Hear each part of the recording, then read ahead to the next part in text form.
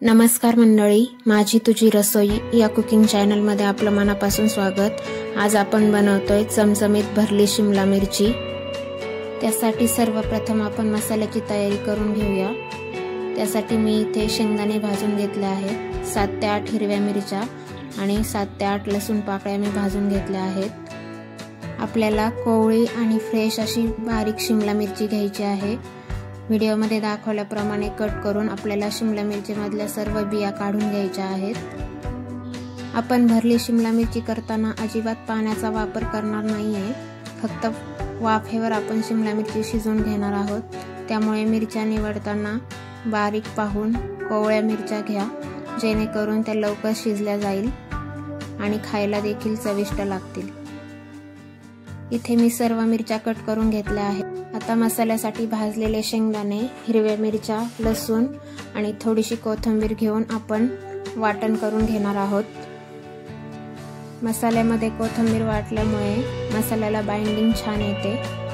व्हिडिओमध्ये दाखवल्याप्रमाणे आपल्याला सर्व मिरच्यांमध्ये मसाला भरून घ्यायचा आहे। या पद्धतीने बनवलेली शिमला मिरची चवीला अतिशय रुचकर आणि खमंग लागते। एकदा रेसिपी नक्की ट्राय करून पहा।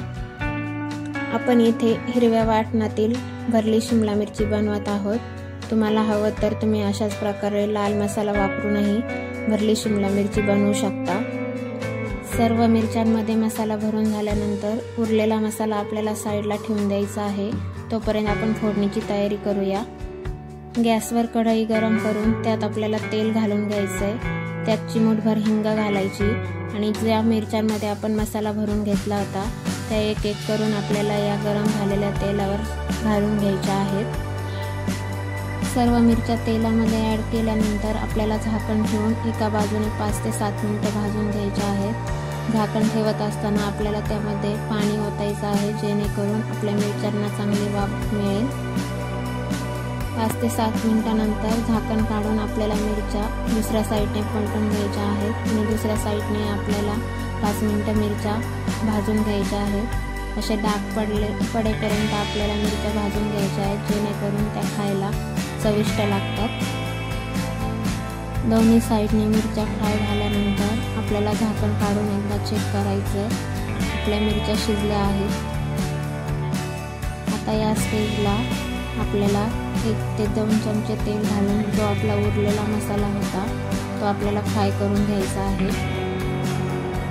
1 ते 2 मिनिटं मसाला फ्राय करून झाल्यानंतर आपल्याला मिरच्यांमध्ये मसाला मिक्स करून घ्यायचा आहे। अशा प्रकारे तयार आहे आपली चमचमीत, झणझणीत आणि अगदी झटपट होणारी भरली शिमला मिरची। रेसिपी आवडल्यास लाईक करा, शेअर करा आणि चॅनलला सबस्क्राईब करा। धन्यवाद।